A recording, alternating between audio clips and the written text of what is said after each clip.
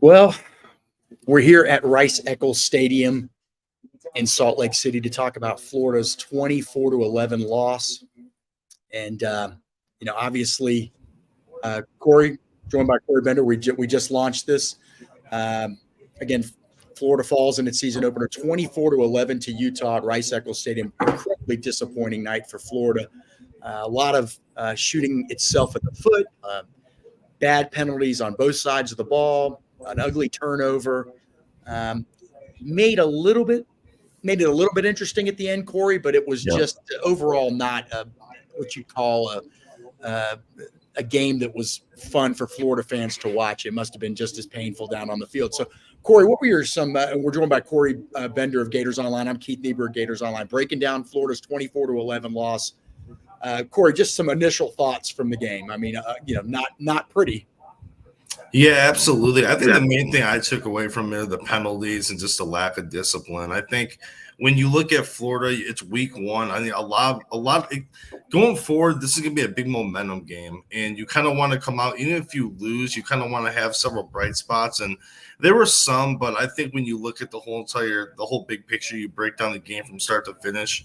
I think the main thing that sticks out is a lack of discipline, and especially a lot of the penalties in the trenches. And it's a brand new group, obviously, with Rob Sale and Darnell Stapleton. They have several new starters, helping them out this year. But I think overall, the fall starts, you can credit a lot of that to the venue over there in Salt Lake City. But when you're Florida, I mean, it's inexcusable. You definitely have to come out in week one and definitely have a more disciplined brand of football. Yeah, Corey, I'm trying to get everything set up for the readers so I can give them some stats. I mean, statistically, it wasn't too ugly. I mean, on paper, but, when you fall behind, you're going to throw for a lot of yards. So at the end of the game, Florida had 346 yards. Corey, can you hear me okay? I want to make sure everybody can hear me loud. Yeah, absolutely. Yep. Yeah, I can hear you good. Yep. 346 total yards for Florida, only 270 for Utah. So what did Steve Spurrier used to say? Statistics are for losers and assistant coaches. So Florida had 76 more yards than Utah. Florida passed for 333 yards. And we all knew that when you fall behind, you have to throw to get back in the game. So 333 passing yards for Florida. But Corey, this was supposed to be a vaunted Florida rushing attack. The Gators finished with 13 rushing yards, 13 on 21 carries. Now, 8 of those were for minus 29 yards for Graham Mertz, the starting quarterback for Florida. So while he threw for 333 yards, he rushed for minus 29, getting sacked back there. But 13 rushing yards, absolutely just stunning for the Florida Gators. And so when you break it down, you say, hey, Florida's got to win the rushing battle. Florida's got to control the ground game. They never did that. They never established it at all. On play one of the game, Graham Mertz threw a short pass that went for 8 yards. The very next play was a completion of Ricky Pearsall, but essentially it was a run. And there was a pretty good gap right there, and Pearsall didn't get it. Florida false started the next play, and that was the end of that first drive. And they never really established the running game, which had to be incredibly disappointing. Trevor Etienne, 7 carries for 25 yards, 3.6 yard average. But again, overall as a team, 21 carries, 13 yards, 0.6 yards a rush. Now, on the flip side of that, Utah rushed really they didn't do anything special on the ground, 105 yards for 30 on 30 carries. So, it just wasn't what Florida needed to do to win the game. I mean, you never want it to be where Graham Mertz was going to have to pass for a ton of yards. You hate to use the term game manager, but isn't that essentially what you really wanted the guy to be? I mean, I don't think he was terrible. Yeah. He doesn't need to be throwing 43 times, Corey. Yeah, I was going to say his stat line, like you said, Keith, when you look at his stat line, it wasn't as bad as maybe some people thought it was. But I think with Florida, they're not – I think early on, with this team, they're not built to really kind of play catch-up right now, especially like you said with Graham Mertz. He had some good plays. Like you said, his stats were decent. He had some toughness. He definitely kind of put the team on his back at times when they kind of needed some big plays. But I think the biggest thing I kind of took away from that was Florida got away from their identity, and understandably so. They're, forced to play catch-up, and then, kind of going through a transition year with a new quarterback, several new offensive line starters. You want to rely on that heavy running game, and Florida has exactly that. They definitely have, the depth at running back, and they have 2 proven playmakers. So But when you fall behind on the road like that, you're forced to pass a lot. You kind of have to get away from your bread and butter. And I think week one, they kind of had to establish that. And, once Florida was kind of forced to go away from that, that's where it kind of started to slip a little bit along with the penalties. Corey, I'm getting ahead of myself. I'm looking at all these comments from Briley, from Q Lee, from Greedy, from North Florida Cowboy.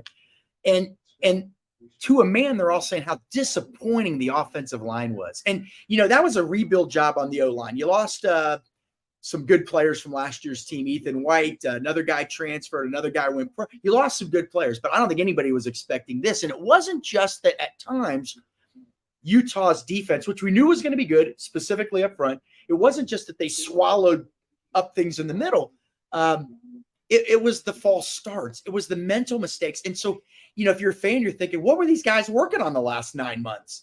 I mean, first game, it's always sloppy, but boy, when your bread and butter is O-line and running backs and the rushing attack, the fans expected more, a lot more, and they didn't get it. And I think that they have every right to be disappointed, discouraged, all that. We don't know where they're headed. I mean, Damian George in particular, you hate to pick on people, but quite frankly, these guys are professional athletes now, Corey. He really struggled. And I had a couple people text me, well, now I know why he's not still at Alabama. And I think that's a little harsh. I think he's got obviously some ability, but key false starts. I mean, you go back to that first series, false start, third play. So it goes from 3rd and 2 to 3rd and 7. They don't get it. A play where Florida's driving it later on in the first half. They false start on 4th and 1. So it goes from 4th and 1 to 4th and 6. And then you inexplicably miss a 31-yard field goal. So, here's somebody commenting. Yeah, well, we'll get to some of y'all's comments in a sec. I know you don't have any questions. I'm at the stadium, Rice Eccles, in Salt Lake City. Corey's at home. Nick Della Torre and Zach Alberverdi of Gators on our beat writers. We're helping them out. They're actually doing interviews and are going to write some stories. But I don't know. Yeah, clock management. I mean, there were so many issues. But Corey, I think the most egregious one. And by the way, you say first game issues. It was first game for Utah too. Right. But anyway, I think the most egregious thing was, what was it in the first half when Florida forced a 4th down? They're still in the game. They're hanging around. They're fighting. And they force a punt. And on the punt, Florida has 2 players wearing the same jersey number. Okay. 5-yard penalty, first down Utah. A few plays later, they score. And really, it was never a game from that point. I know Florida scored a touchdown in the 4th quarter to make it 24-11. But did any of you all, Zach USA, Hal Henderson, Q Lee, James Williams, did any of you really think? I mean, I know in your heart you're thinking, okay, maybe. But you couldn't have felt. There's no point in this game did you feel great. When it was 7 I think a lot of it too. Keep going. Yeah, well, sorry, Corey. When it was 7-3 in the second quarter, Florida was driving. You think, okay, if they score here, even 7-6, keep it close at the half, keep it close in the 3rd quarter, and you can win this game. But you go from potentially up 10-7 or down 7-6 to getting nothing. They score. Next thing you know, you're getting the kind of the doors blown off you before you rally late to 24-3. It was a commanding 24-3 lead, but very discouraging. But Corey, back to that egregious penalty on the special teams play. Yeah, and that was the thorn in the side. I mean, you knew stuff was kind of going the other way at times, as far as the momentum part, especially on that first drive. And kind of when you saw that happen, that was the one, if you're a Florida fan, and you kind of saw the body language on the sideline as well, that kind of you knew it's just not our night. And, from there, I mean, I thought when it came to almost a 2-possession game, when they did score in the second half, I mean, you never know. I mean, like you said, especially in college football, if it's more pro, I think you have a better idea how the outcome is going to be. But with college football, week 1, a lot of uncertainty. You kind of look at Utah's first touchdown that quick, as far as you don't want to call it a broken play. I thought it was just more of an outstanding pass and better execution for Utah as far as the ball placement. But you kind of look at this whole entire team, though, with Florida, and you kind of look at those penalties. That's when you can kind of see the body language. But also, too, that you look on crucial 3rd and 4th downs where the game was still kind of, in the picture for Florida. And I thought some of the calls from Billy Napier are kind of questionable. As far as I know, it was 4th and 3 for one of them. And, I think it was like a shovel pass inside. Yeah. I had no chance just from the start. It was snap. So yeah. I think from Florida, you got to address so much. It starts with the coaches. And I think going Florida, thankfully for Florida, they kind of have a few more games that can kind of readjust and kind of put some different lineups together. But there's a lot to work out on next week. Corey, obviously I always bring this up in every show we do, Corey, but I was covering another team for the last 10 years, another SEC team. So I came to Florida not really having any expectations, but I kept being told that they were rebuilding. They didn't have the players maybe that, but I saw a team that looked like there were some players. I did. But when you can't convert much, Florida did, just for the record, let's get this out there. Florida didn't convert a third or fourth down, Corey, the whole game until the fourth quarter. Okay. And so it's like, I felt like there was some big play potential. They hit some of those. But boy, I think this is one where sometimes it's on the players, sometimes it's a little more on the other side. I think this is one where a staff has to look at itself and say, okay, this, blame goes all the way around, right? Look, when you're winning, everybody gets credit. When you're losing, it goes all around. But I just think that, again, we talk about some of these miscues. These were not, they had a better athlete than Florida. They had, this was up here, which is supposed, those are the things you're supposed to be able to address for a large part on the practice field. So in a way, it's discouraging, right? Because how did this happen? In a way, maybe you say, well, at least it's somewhat correctable. I mean, I sound like Ron Zook, obviously, when saying that. We're going to get it corrected. But, to me, the most discouraging things were the fact that they just struggle with a lot of the little things, some of the basic things. The penalties in key situations. I mean, it wasn't that loud. There's been much louder venues that this staff and these players have been a part of. Teams blunder we talked about. That's egregious. That should never happen, Corey. But there were some offensive line. Offensive line, Corey, I think was probably the most disappointing area for the whole team. Graham Mertz had a lot of pressure. They couldn't run the ball. When they needed to run, they couldn't really run the ball. Now, obviously, later in the game, second half, they couldn't run. They were so far behind. Again, we mentioned the penalties. It just wasn't pretty on the offensive line. So I don't know what the solution there. Now, obviously, Kingsley Aguakin, the starting center, did not play. Jake Slaughter replaced him, but they've got a lot of work to do on that offensive line. I don't think there's any question about that. We've had some comments in here. Graham Mertz, he wasn't terrible, but the question is, do you want that guy throwing 43 times a game? No, obviously you don't. But he wasn't terrible. Eugene Wilson, fantastic, right? Fantastic.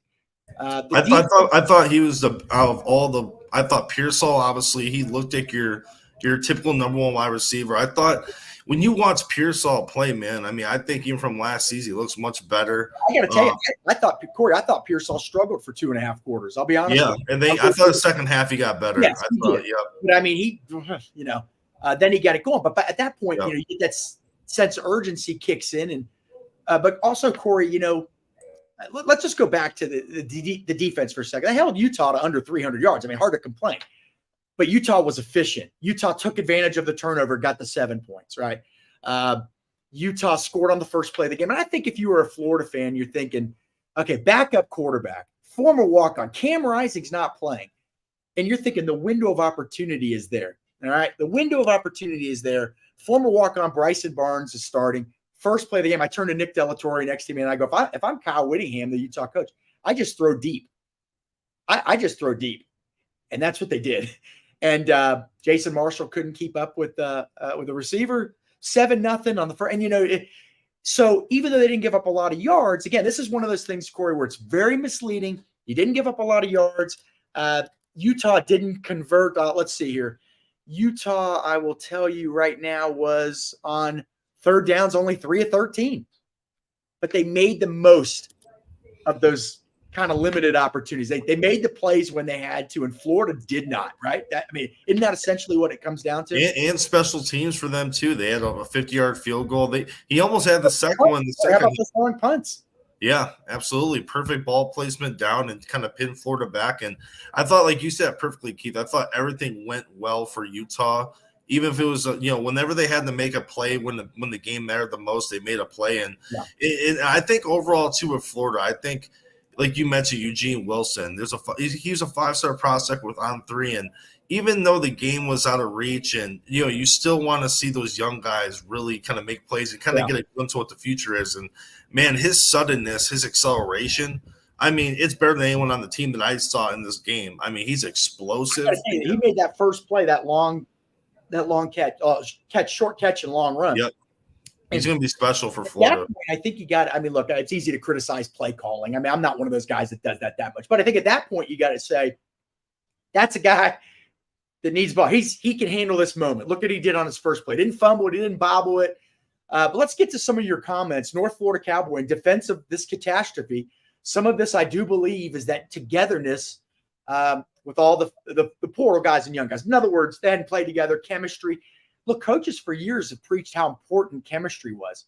And you're right, that you don't just develop that overnight. You got to get out there in the battles and fight Saturday after Saturday to develop that. But so that's an excellent point. So, we were all kind of, I think as the season gets closer in the spring, I think everybody listening here was like, oh boy, or everybody watching, oh boy, they don't look so good.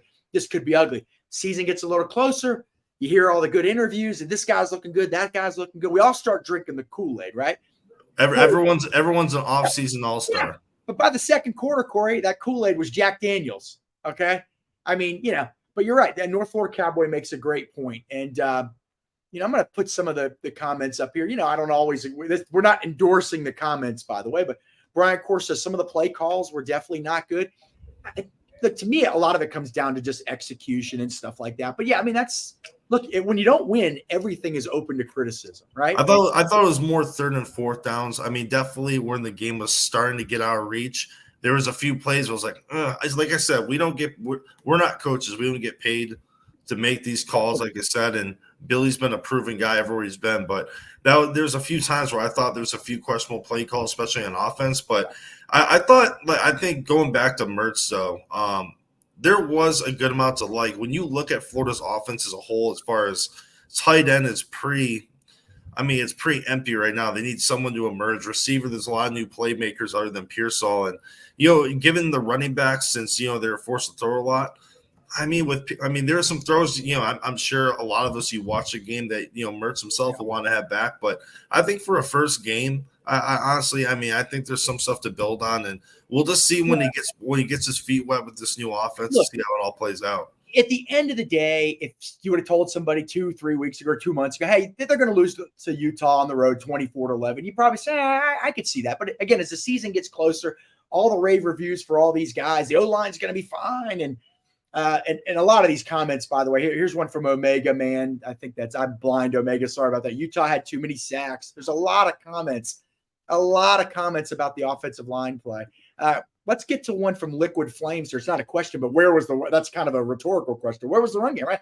Well, Liquid, obviously, they didn't have it early. And then once they fell behind, that was it. I mean, they had to throw the ball to get back in the game. And, it was just it's just not their identity, man. And that's where a lot of people, when I did the prediction in the preseason, I give Florida 5 or 6 wins, and I got a lot of stuff for it. And a lot of it had to do with just Florida replacing so many key guys at key positions. And, with Mertz, you don't want to base him off everything he's done at Wisconsin. Like you said, guys have went to different schools and kind of reshaped their whole career. And they, different coaches have worked on certain things. But I kind of looked at the big picture, and I think right now at Florida too, they need a second guy to really establish himself as a playmaker with Pearsall. You saw that with Eugene Wilson a little bit. So, it's early in the season. We'll see who can step up. But I think Eugene did a really good job. Well, we thought it's one game. It's one game. Each game is its own entity. Just because you couldn't run the ball today doesn't mean you won't be able to run the ball sometimes even against better teams. But all the comments, most of them, half of them, I'd say, are negative toward the offensive line. Obviously, Billy Napier's taking some heat. That's look, you're the head coach. That's the name of the game here. Isaiah Hall says we should have run the ball more. The O-line needs to improve. Why were we undisciplined? See, it's not getting beat is one thing. Sometimes the other guy's just better than you up front. But this is a good point. Why was Florida so undisciplined on the offensive line? New faces, sure, but those were key penalties. I want to say there were 3 false starts just in the first maybe 10 minutes of the game that all killed Florida drives. And so, that is just – that's backbreaking. That's just too much. But Corey, if they can't run the ball, if they can't establish run ball, just one game again. But if they can't establish the running a game against good teams, this is probably going to be a common result. And I think we all know that, right? So that's got to get better because I don't think, like you said, you got Ricky Pearsall, and quite frankly, I like him. I think he's a fantastic player. Really good. I think he's underrated nationally for sure. But I just don't think on a top 10, 15 team, he's your number one receiver.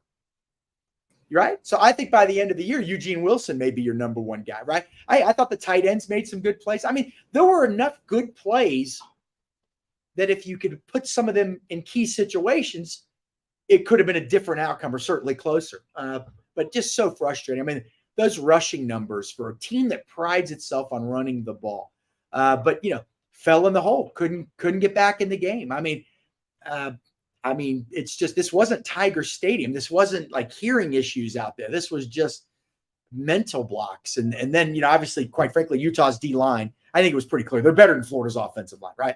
But there were times where Florida moved the ball. That there were times when the O-line did hold up, okay? But on 3rd and 1 and 4th and 1, you can't have those catastrophic. I mean, we're beating a dead horse, obviously. You can't have those catastrophic plays. Special teams. Another one, Corey. Makes a field goal, you miss a field goal.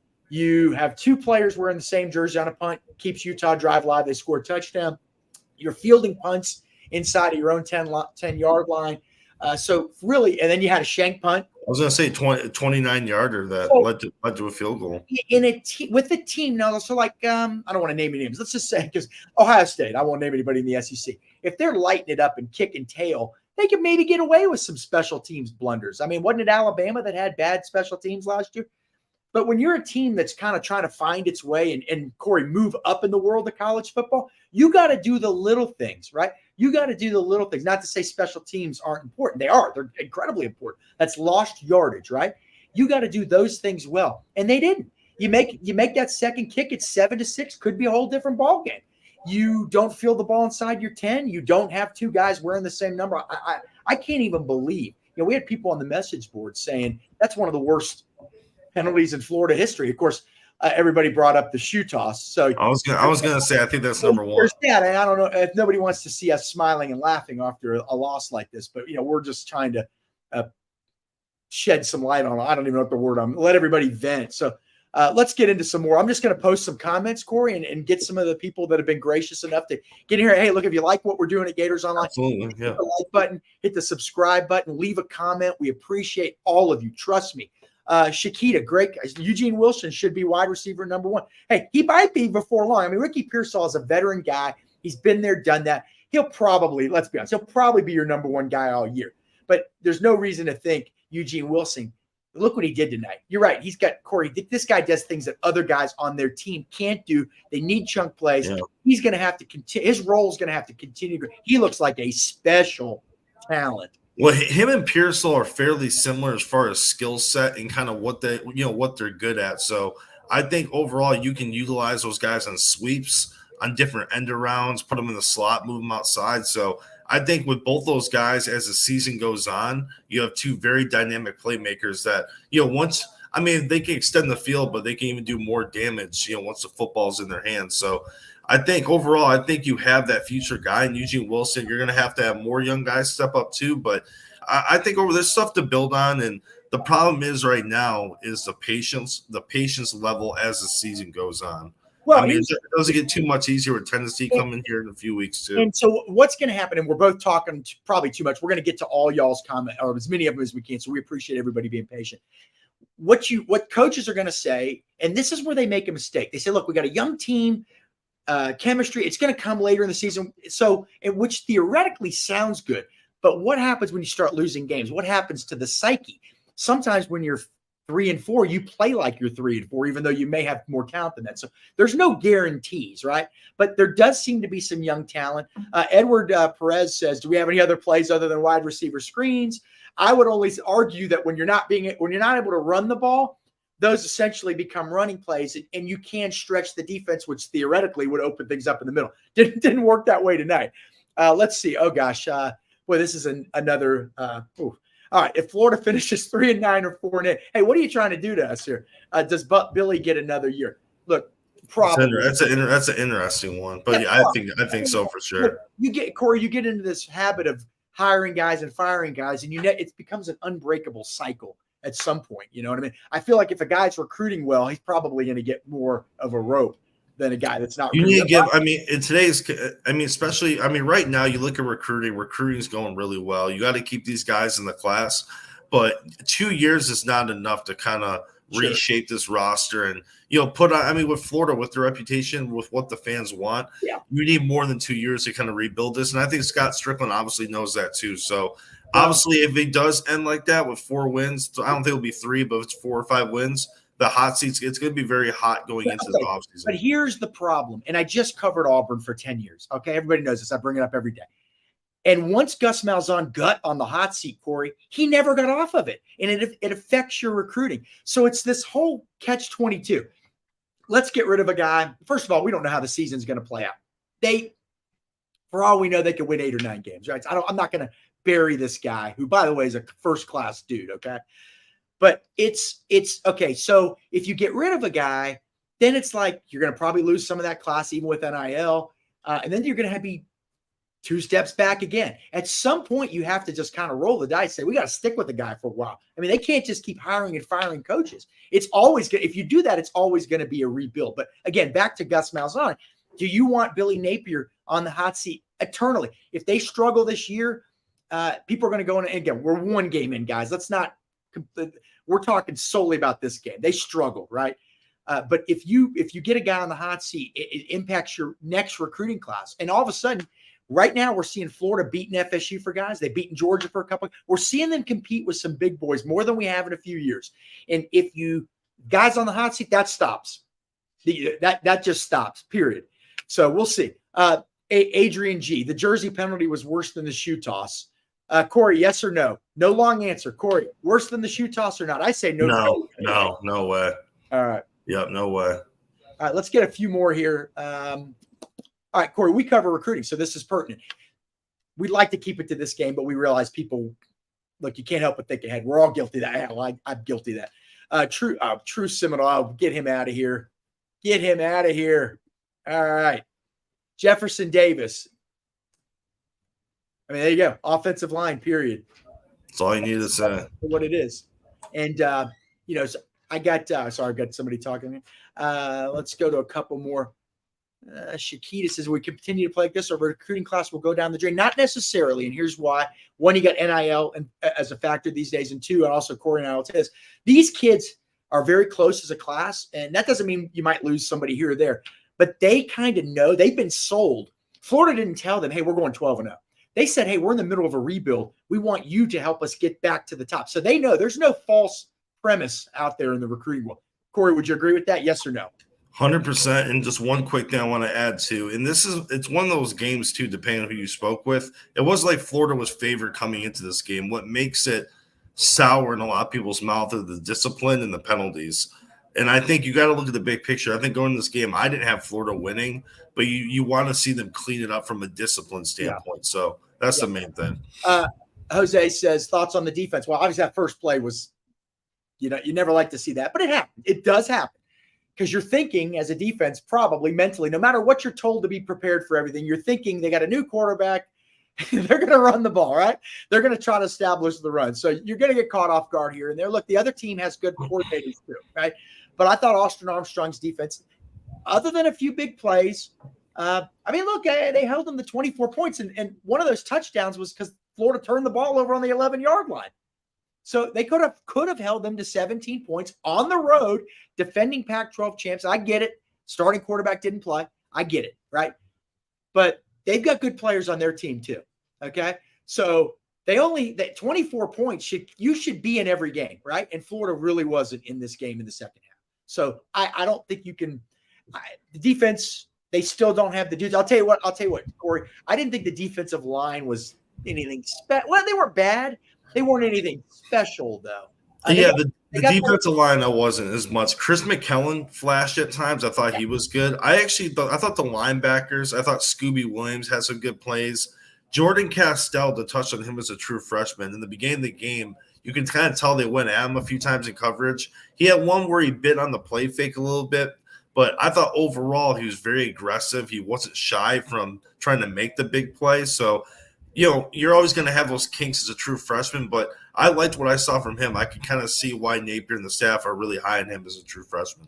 Corey, I guess, I was talking earlier about the thing that was so disappointing were the mental mistakes. You're going to have those sometimes. Look, I mean, we're all kind of emotional. I'm impartial, but we get caught up in the moment, and that's egregious. And yeah, I do think that special teams penalty was one of the worst things that could happen. But they weren't. They were just sort of missing something tonight. We'd heard that they had great practices. They were thrilled with the game plan, and but when game plan, if game plan doesn't meet execution, it just doesn't happen. But it was.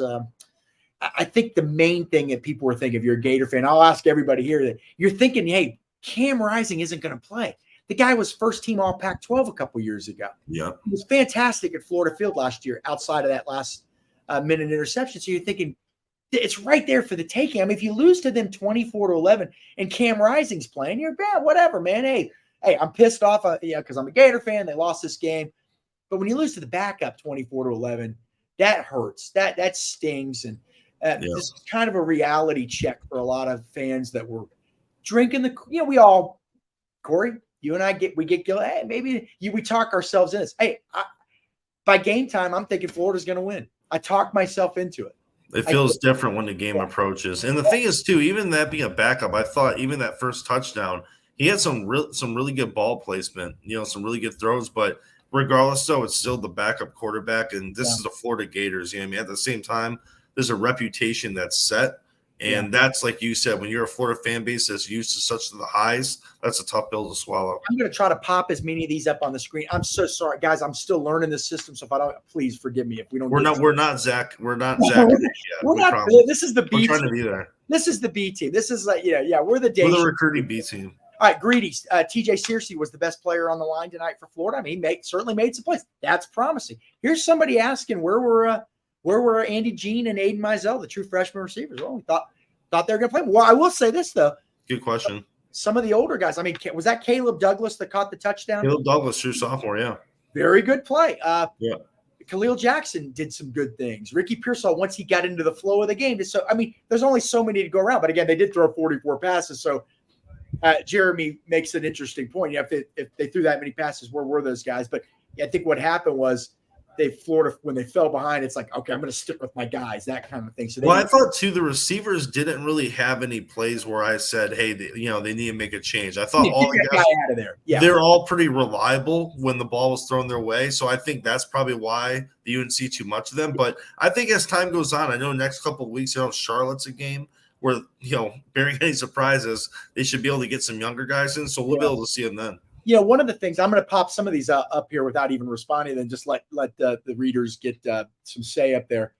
Awful on third down. Boy, you're right about that. Again, no third down conversion until the fourth quarter. I mean, so anyway, here's another one, though. You mentioned there were no receivers that you thought, oh, God, get them out of there. Pearsall probably had maybe the worst play of the night. It was the interception. Well, actually, that's not fair. I don't know whether the ball had to be thrown early. And because remember, he kind of turned last second. It went off his hands. But either way, that was not good. All right, Isaiah Hall, we were awful on third down. Again, you're not going to get an argument from me on that. Greedy, more on the recruiting. Do we hold on to this class? It's one game. That's where you can really say it's one game. You can't jump off the bridge. Yeah, and again, we pointed this out a minute ago. These recruits know they all picked Florida to win, but they know that Florida's in a rebuild. I just want to say one quick thing. I'm going to make it quick. Is a lot of these kids, too, like DJ Lackway, some of them have said, hey, even if Florida loses some games, we understand it's a rebuild. That's not going to force us to jump ship. So you don't hear that often, especially before a season. So, I think overall that most of the class will stay intact. Yeah, I would agree with that. Let's get a little bit more. Gosh, it's so many offensive line comments. I kind of feel bad for those guys. I mean, you know what I mean? But hey, look, if you're gonna get the glory when you win, and you get NIL money now, and that's just the way it goes. I mean, that's just the way it goes. Burke was back. Yeah, hey, you know what? Marcus Burke did make some good catches in that, especially in that first half. So, Corey, here's an interesting one. North Florida Cowboy again. Losing Keontae Goodwin, the offensive line transfer, who had to leave the program over the summer because his mom's deal. We don't want to get into it's his private life, but had to leave for family medical reasons. And God bless him, and we're pulling for him and his family. That's going to hurt. It says, hey, is going to hurt. I think it hurt tonight. Because you saw what you saw. Well, it makes you wonder where Rob Sale and Darnell Stapleton would have went. If Goodwin was there and other guys, would they have made some more changes if they had more depth? It's interesting if they would have. Yeah, so some comments. If Cam Rising and the star tight end play, maybe they score 2 more TDs. Maybe not. You never know. But, a loss is a loss is a loss. That's the bottom line, right? So let's see. Chris Reynolds, we're going to get you up there. Billy isn't on the hot seat. Is he on the hot seat if no bowl game? Man, it's game 1. You know what I mean? It's so hard to predict the future. I'm not hedging at all, by the way. I just been doing this so long. And Corey, look, you guys, all you fans, you've been doing this. You've been fans forever. Like we've been reporters forever. You can't predict the uncertainty. It wouldn't be good. Again, like we mentioned earlier, once you get on the hot seat, it's hard to get off. Especially with a school like Florida. Illegal formation calls. Here's another one. We were playing how many? Zach, that's a good post. How many false starts can we make? Mertz didn't have much time to scan the field. If you're a Florida fan going to this game, Graham Mertz was maybe your biggest concern, right? He wasn't your biggest concern after the game. He was okay. Now, here's somebody saying Graham Mertz has concrete shoes. Hey, James, I got to tell you, man, sometimes he felt that he caved to the pressure. I get that, but he had some nice runs, though. He got going once he got north and south, though, a few times. It wasn't like he had a clean pocket all night, okay? Yeah. Let's see. We got some Vols fans in here. Oh, boy. This the negative stuff starts coming, and we get it. We get it. Here's somebody saying that Mertz gives off Clausen vibes. I guess, are you talking about, was Clausen with Tennessee? I know one of them was. I was thinking Jimmy Clausen from Notre Dame when you first said that. Defensive line is slow, big, but a little slow on the edge. Well, we know this. That edge is not their strength. Justice Boone was hurt in the preseason. He's not going to play this season. They had to move Sapp, right, Corey? Sapp to edge. Yep. Some changes had to be made. It's not ideal, obviously. But, again. Oh. Sorry. I got to get out of here in a couple minutes. They're going to throw me out of here. The hospitality has been wonderful here, by the way. But, yeah, edge. And look what Florida's recruiting this year, Corey. Edge, right?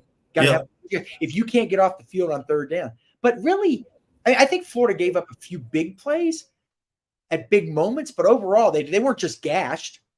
You know what I mean? They weren't. Yeah. It wasn't completely awful. Look, again, the game should have been more competitive based on Florida only giving up 24 points and under 300 yards. Again, forget that. It could have been worse, depending with all the mistakes they had. It could have been much worse, honestly, for the score. They gift wrapped the touchdown. They gave them the ball on the 11-yard line. Now, you'd like to be able to hold the team to a field goal. Here's what the Florida defense didn't do. Correct me if I'm wrong. They did not force a turnover tonight, correct? No. Okay. So there was a chance. You remember this. Utah was inside, I want to say second half, inside its own 15, 20-yard line. Ball hit the ground. It's bouncing around, and Florida couldn't land on it. But they didn't force any turnovers. And we thought that this defense would give up some big plays this year, but we thought that they're going to be bringing different kinds of pressures and all that. They might be able to force some turnovers, but they just couldn't do it. Yeah, I thought overall in the defense too, the thing that kind of was underwhelming for me was the D-line. And I say that because Caleb Banks and Cam Jackson were two big guys in the portal that have been generating a lot of buzz, a lot of positive things I've heard come out of camp. And it's a group you look on paper that I thought was going to stand out more. And obviously, like you said, it's only week 1, but I think defensive line is the one thing where one positional group I want to see some improvement on. Yeah, now I would say you're moving forward. Yeah, defensive line, continued improvement. There's some young guys that are going to be moving in there. We knew that they wouldn't be dominant, but they were serviceable. Look, I don't have that many complaints with the defense. They could have been better. Sure, they played a decent team, but again, the backup quarterback thing makes you think. Now, again, Utah knew he was going to play for a long time, I think, right? So it's not like some guy that just found out a couple days ago and they put him in with the first team. He's developed some chemistry with the first team, okay? He's been practicing with the first team probably all fall. So it's not like the guy, he was serviceable. Now we're going to more than serviceable. We're going to see what he does the rest of the season. Now, if he struggles with a bunch of other teams, then you're going to look back to this game and say, wow, Florida couldn't stop this guy. But if he ends up being pretty good, you might say, well, it was what it was. Again, there's no shame in losing on the road to a team that's probably top 15 talent, right? Defending Pac-12 champs. But the penalties, we're beating a dead horse, obviously. The penalties, the miscues, the mental mistakes, and then the fact that what was the other thing I was going to say?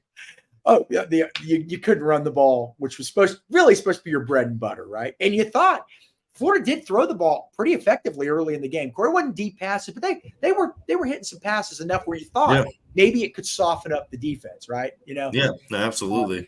So anyway, we're going to wrap this up. Wow, Zach, you get the last word here, okay? And Florida falls in the opener, 24-11 to number 14 Utah. Obviously, this was Florida's first non-conference true road game non-conference since 1991. And by the way, that was a disappointing game too. And that was Florida losing at Syracuse, I think 38-20 or 38-21, I believe is what it was. And so Florida's had heartbreak on the road. I don't know that this was heartbreak. I think this was just a punch in the stomach to the Florida fan base. It's like so much hope, so much optimism. Oh God, maybe we are what we thought we were 3 months ago. But it is one game, just one game. It was a very good opponent. And that opponent had a lot of motivation and had the home crowd. And sometimes you rally. Sometimes a guy gets hurt and your whole team rallies around the guy that replaces him. But disappointing. Next up for Florida, Corey, I believe McNeese next Saturday at the Swamp. I mean, we'll see what the is. We'll see what the energy is. Home opener.